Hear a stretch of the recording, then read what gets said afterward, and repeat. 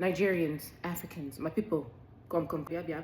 Are we ready to have a conversation about the unhealthy patterns that we are calling culture?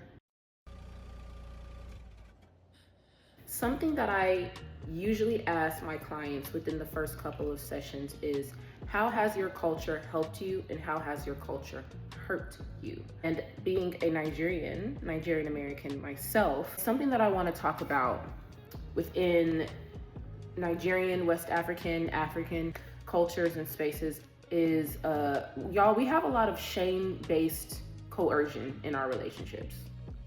What does that look like?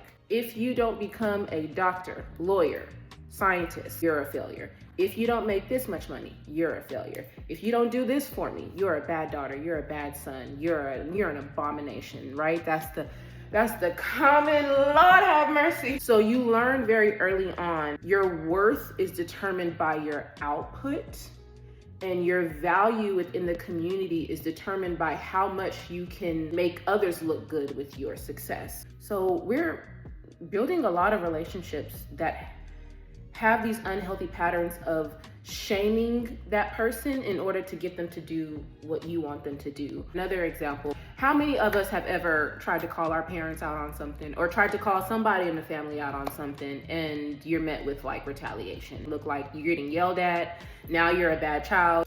You are growing a tail. You are growing a tail. We are using shame to develop these relationships to the point where now accountability looks like backtalk. Choosing for a life that actually fulfills you and suits you, now that becomes rebelliousness.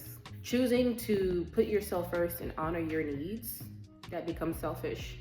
I think a lot of people in general admire the tenacity of Nigerians, but for a lot of us first gens, a lot of that ambition and, tenacity comes from not wanting to be shamed by our families. Like, what do we say? Like, Naija no de carry last, right? Like, we always have to be the best. And although that can be an admirable mindset, it can also create a lot of pressure and shame. And I feel like it's time that we start having real conversations around these dynamics and what we can do to change them. So I will pose that question to you. How has your culture helped you and how has your culture hurt you?